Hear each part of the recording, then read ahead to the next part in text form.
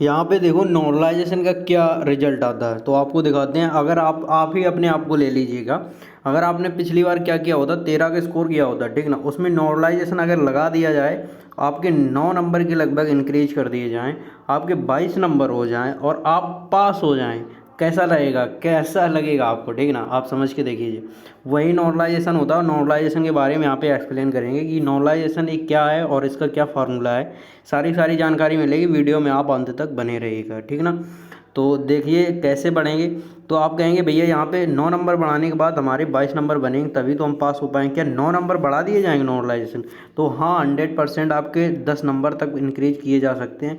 9 number का तो हम आपको रिजल्ट ही दिखाएंगे कि रिजल्ट में 9 नंबर के लगभग इंक्रीज किए गए हैं नंबर, ठीक ना।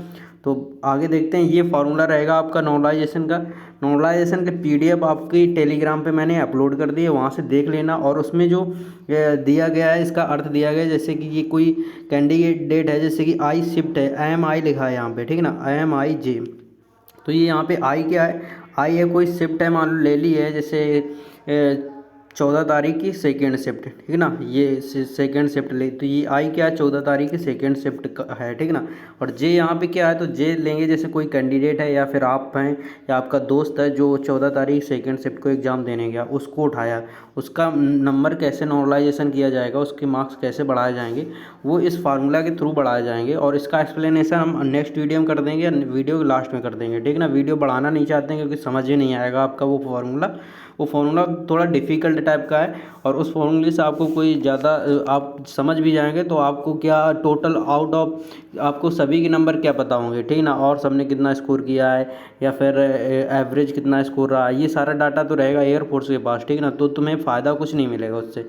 उस आप तो एक मोटे दिमाग से आपको समझा देंगे कि कैसे नंबर बढ़ते हैं, ठीक ना। तो देखो यहाँ पे एक कैंडिडेट का रिजल्ट लेके रखा हूँ मैं, और यहाँ पे आपको दिखाता हूँ कि देखो इनके सब्जेक्ट वाइज यहाँ पे दिए हैं। इंग्लिश है, रागा है और ऑल मार्क्स, मतलब यहाँ पे टोटल। ये वाई ग्रुप का कैंडिडेट है। इसमें मिनिमम क्राइटेरिया मतलब पास कितने में होते, तो 8 नंबर, अगर ये कम से कम 8 नंबर इनको लाना चाहिए था तब ये पास होते। और यहाँ पे 15 नंबर रागा में कम से कम होने चाहिए। कितने में से? तो मैक्सिमम 20 तो इंग्लिश के टोटल नंबर थे, 20 में से 8 लाने थे और यहाँ पे 30 में से 15 लाने थे, ठीक है ना, टोटल आउट ऑफ 50 में से। आगे देखते हैं तो इन्होंने इनका स्कोर कितना रहा, तो इनका स्कोर रहा था 20 नंबर इन्होंने ऑब्टेन किए थे इंग्लिश में। 20 में से 20 ये लेके आए थे, ठीक ना। आगे देखते हैं तो इन्होंने रागा में 15 की जगह 30 में से 25 25.5 नंबर लेके आए। और ये टोटल इनके कितने बने, तो 45.5 नंबर बने, दोनों को ऐड कर दिया, ठीक।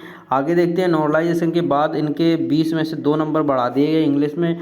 20 में से +2 करके 22 नंबर इनके हो गए। यहाँ पे रागा में से 25 में से कुछ नंबर बढ़ाए गए, जैसे कि यहाँ पे 7 नंबर के लगभग इंक्रीज किए गए, तो इनके 32 नंबर हो गए यहाँ पे। और टोटल आउट ऑफ नॉर्मलाइजेशन के बाद 45 से बढ़ के इनके 54 नंबर हो गए। अब यहाँ पे कई कैंडिडेट के या कई भाई लोगों के दिमाग में या दोस्तों के दिमाग में एक बात आएगी कि भैया ये बताइए हमें, अगर 50 नंबर का तो पूरा पूर्णांक ही था, 50 तो आउट ऑफ टोटल नहीं है ये, तो इनके 54 नंबर कैसे आ गए?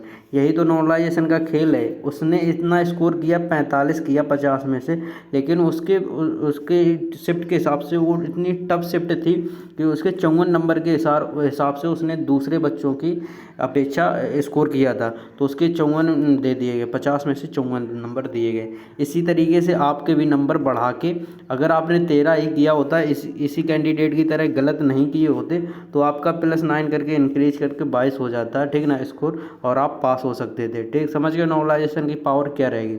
इसके अलावा यहाँ पे देख सकते हैं, अगर टफ शिफ्ट है तो ही नंबर इंक्रीज होंगे, ये सोचें। अगर इजी शिफ्ट है फिर भी इंक्रीज होंगे तो नहीं होंगे, 1-2 नंबर ही इंक्रीज किए जाएंगे आपके, अगर आपकी नॉर्मल शिफ्ट है।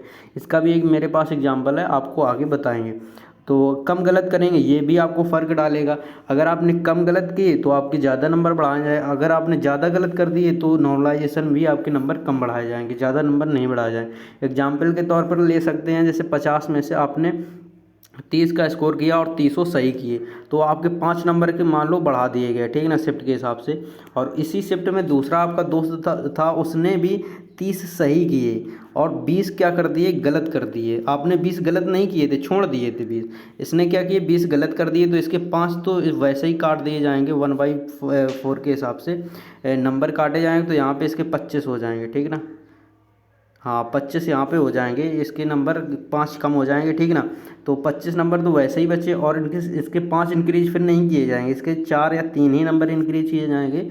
तो इसके आउट ऑफ कितने 27 नंबर हुए 50 में से, और आपके कितने हो गए 35 नंबर हो गए। देखो आपके और उसके बीच में 7 नंबर का फ़र्क हो गया, जबकि आपने अटैम्प्ट और आप दोनों के सही कितने थे, 30 में 30 ही सही थे, और आपके फ़र्क कितना पड़ा, 7 नंबर का फ़र्क पड़ गया, ठीक ना।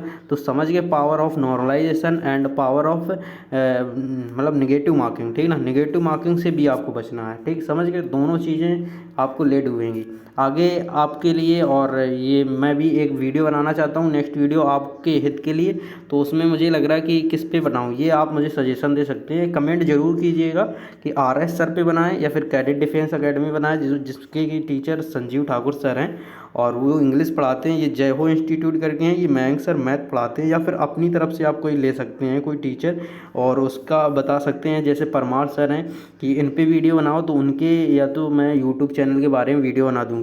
इसमें आप कहेंगे भैया आप वीडियो क्या बनाएंगे, तो मैं वीडियो ये बनाऊंगा क्योंकि मैं इन सब से पढ़ चुका हूँ, तो मुझे पता है कौन टीचर किस लेवल का पढ़ाता है और कैसे कैंडिडेट किसके पास जाके पढ़ सकते हैं। तो मैं ये बताऊंगा कि अगर आप कितने लेवल तक आपको आता है तो आप किस टीचर के पास पढ़िए, इनके सर RS सर के पास पढ़िए, मयंक सर के, या फिर कैडेट डिफेंस सर के पास, या फिर परमार के सर के पास। कौन कौन पढ़ सकता है, ये तो नहीं हो सकता किसी को बिल्कुल नहीं आता है वो भी उसी टीचर से पढ़ रहा, और जिसको मतलब अच्छा खासा आता है वो भी कहीं दूसरे के पास जहाँ नहीं पढ़ना चाहिए वहाँ टाइम बर्बाद कर रहा। तो ये आप एक वीडियो का मतलब एक चैनल बता दीजिएगा, मैं उस पर बता दूंगा कि आप किस लेवल के हैं तो किस टीचर से पढ़ना चाहिए, ठीक ना। आगे देख लीजिए, ये मैंने जहाँ पे रखा है, अगर टफ शिफ्ट है तो आपके ज़्यादा नंबर बढ़ा जाएँ, अगर आपकी इजी है तो 1 से 2 ही नंबर बढ़ा जाएंगे। एग्जाम्पल ये रहा, इसने इस इंग्लिश में 16 स्कोर किया, इसका 1 नंबर बढ़ाया गया, इसकी इंग्लिश में शिफ्ट हल्की सी टफ रही होगी। और इसके अलावा इसने रागा में 20 किया, तो 20 में 20 ही रहे हैं, मतलब पॉइंट में 1 नंबर बढ़ा, मतलब बहुत कम ही बढ़ा। इसकी नॉर्मल शिफ्ट रही होगी, आउट ऑफ इसके 36 थे, 1 नंबर बढ़ा के 37 कर दिए गए। नॉर्मलाइजेशन में इनको ज़्यादा कुछ नहीं दिया गया है, ठीक ना।